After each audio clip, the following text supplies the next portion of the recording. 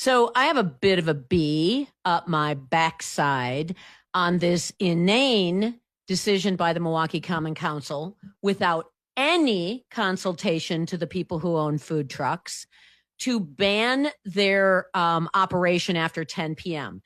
And I'm mad for a whole bunch of different reasons. Number one, that means functionally they close down.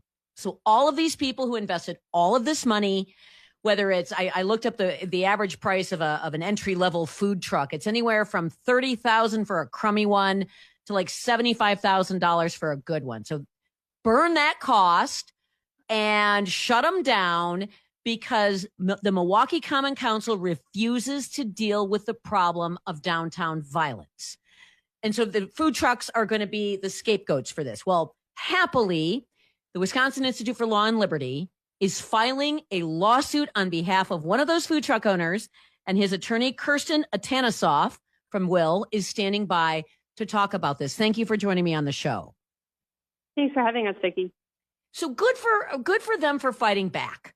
First off, I wondered, nobody asked these guys. It's like they don't have a lobby. It's not like they were asked to show up at public hearings. It's not like they were asked to advise on this. And so this one man who owns the Fatty Patty food truck, which is pretty popular, is saying this is not fair. So let's just kind of explain why it's not fair, and then we'll get into the absurdity of the logic of doing it in the first place. Yeah, well, you're absolutely right, Vicki. We think that the city was just maybe banking on these food truck owners sitting down and taking it and not taking a stand, not knowing their rights. But they're wrong about that. And so we're glad to be bringing this lawsuit on behalf of a hardworking food truck owner, Abdallah Ismail, who owns the Fatty Patty. And what we're alleging in this lawsuit is that this ordinance is entirely unfair. They are scapegoating food truck owners as being to blame for Milwaukee's crime problem. In reality, the food trucks are not causing crime, and shutting them down early is not going to change anything. The real reason for this ordinance is just simply economic protectionism. They want to insulate brick and mortar restaurants and bars from the competition that food trucks pose, because food trucks are a very, very attractive option to a large clientele. So do we have evidence that the restaurant owners are like, yeah, get rid of those food trucks? Were people dumb enough to say that out loud? Because of course food trucks are going to cut into restaurant business, and the restaurants aren't being punished at all. Neither are the bars, by the way. If you actually wanted a better argument, you'd say bars being open till bar time tend to pour out drunk and misbehaving people being more of a cause of the problem than, somebody who wants a street taco. Right. Absolutely. Primarily people are coming out to Water Street for the bars, for the brick and mortar establishments. Food trucks go to where people are. So if the real goal was to get rid of crowds, the first thing you would do is hold brick and mortar restaurants and bars to the same standard that they're holding these food truck owners to. And to your question about whether anyone was dumb enough to mention the competition that food trucks pose, yes, there was a hearing on this ordinance, and there was discussion at that hearing about how it's not fair to restaurants who are nearby if a food truck comes and parks in front of them. So we do think that absolutely went into the city's reasoning here. And it makes sense because it just defies common sense to say that shutting these food truck owners down is going to stop violent crime. We think that's the realistic explanation is just protecting restaurants from competition. I think you're right, especially since they were dumb enough to say it out loud. Because here's the reality, and I looked this up. When did food trucks are a thing now in downtown Milwaukee. In fact, if you look up like TripAdvisor or any recommendations, certain food trucks are recommended by reviewers. They're like, oh yeah, they got this great vibe downtown and they've got these food trucks. So you see that. It was 2012. I think 2011 was when I think the first food truck got a license to operate. And by 2012, the city itself was promoting the vibe downtown, the young vibe downtown, very much like Chicago or some of these other cities that have these cool, food operations, and people loved it. So it became a thing. 2012, it was not until summer of 2025 that crowds downtown on Water Street were out of control. And that had everything to do with police policy and zero to do with somebody who's serving a burrito at 11:35.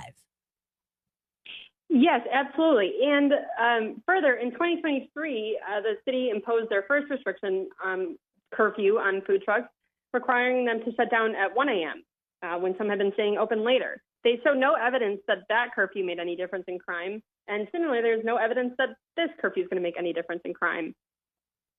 Right. So shut down the bars. Tell the bars they got to close down at 10. You're going to make a difference. You'll turn downtown Milwaukee into downtown Lake Mills. It will make a difference if you shut the bars down at 10. But the bars have a lobby, and the restaurants have a lobby, and the food truck owners don't have a lobby. And so nobody's out there. They just thought we can do this. By the way, at those hearings that were held on this ordinance, did people reach out to Mr. Ishmael or any of the other food truck owners? Again, these are micro businesses with huge sunk costs, to say, maybe sit down with us and see if we can't figure out a workaround solution to this. Did anyone call these people? So no, they didn't. No one informed these food truck owners. Our client in particular, he's been out there. This food truck has been on the Water Street location for almost 10 years. In 2023, I think they contacted him that the ordinance is being considered, but this time there's absolutely nothing, and they were completely blindsided. Many of them said, we would have shown up at the hearing to advocate against it, but they weren't given any notice. And like you said, the restaurant have a lobby, the tavern is a lobby, but these food truck owners don't have a lobby. And so that's where Will steps in, and we're here to advocate for them and to help them enforce their rights. So it actually says in Wisconsin's Constitution, Article 1, of course, I'm cheating off of your press release here, Kirsten. Article 1, Section 1 of the Wisconsin Constitution that, quote, by interfering with Mr. Ishmael's right to earn a living, the ordinance violates Article 1, Section 1 by arbitrarily treating food trucks on Water Street differently than bars and restaurants on Water Street, thereby denying them equal protection under the law. Now, surely the city has corp counsel. Surely the lawyer for the city of Milwaukee said, you guys, this violates the Wisconsin Constitution. No? Yeah, we don't know what conversations are happening on their end. We know that our client reached out to everyone that he could in the city to discuss the ordinance ahead of time to give them a chance to rescind it before we filed the lawsuit. But when there was no movement on it, we had no choice but to file this lawsuit because the law is set to take effect on Saturday, and we need to move as quickly as we can to get a court to pause it. So you want a temporary restraining order like yesterday, right? You're asking for emergency action immediately. Yes, we are. We made every effort to communicate that this is an emergency. This needs to be heavily prioritized. We're asking the court to stop it from taking effect. And if that doesn't happen, we're going to keep fighting to get it taken off the books and not be enforced, because we do believe the law is illegal. But here's the thing. If you have to fight this, if you don't get this restraining order and you've got to fight this, that's months. That means that a whole bunch of people are going to go broke. How many people are we talking about here? I think there's at least 10 food trucks. I'm not sure how many individual business owners, but those people are going to be out the hard sunk cost of their actual equipment, whatever they've got left in storage. And everybody who works for them is going to be out of work, and it'll probably be resolved in your favor, but it will take months. And that means people are just going to go broke.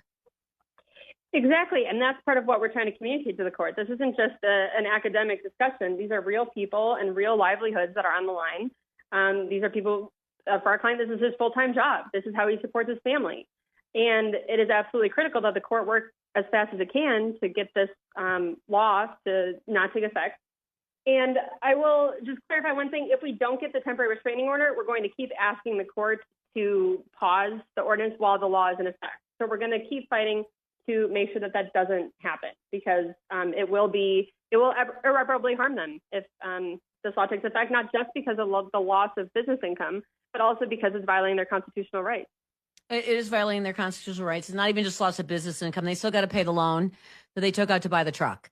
They still have to pay they call them sunk costs. They don't just simply get to walk away from their obligations for their investment. We're not talking about people who make millions of dollars here. We're talking about people who eke out sometimes, if they're lucky, middle-class incomes by doing things that people like. Bob Bauman seems to be the leader on this. He's claiming the Milwaukee Police Department is the whole reason this is happening. He's blaming the Milwaukee Police Department, and the Milwaukee Police Department demanded that the food trucks be shut down, and that will make the Milwaukee Police Department's job so much easier. I haven't seen any confirmation by the Milwaukee Police Department, but that seems like a pretty big stretch. Sure. So, yeah, absolutely. Alderman Baumann is the sponsor of the bill, and there was some, brief testimony, just conclusory testimony by MPD. But he did say that this law is basically in response to MSOE. MSOE has restaurants right there by these food trucks. They have an interest to, drive competition away. And so we think that the court doesn't need to take a super hard look at this to see that violence is not actually the reason for the law and that it's purely protectionist. Well, I hope if for any reason you don't get your emergency temporary restraining order on this ordinance, I hope these food truck operators just keep operating. I mean, let the city come after you. They won't seize the vehicles of people who reckless drive. They won't, stop the street takeovers. If the Milwaukee police were dispatched to start trying to seize, the fatty patty trucks, imagine what the front page of the Milwaukee Journal Sentinel would look like. So I hope that they're willing to dig in. I know that, it seems like they are. But man, this is just, this one should make national news. That's how dumb this one is. But Kirsten Atanasoff, make sure I'm saying your name right. Kirsten Atanasoff, Wisconsin Institute for Law and Liberty. Thank you for doing this. I appreciate the time on the program. Thank you very much, Vicki.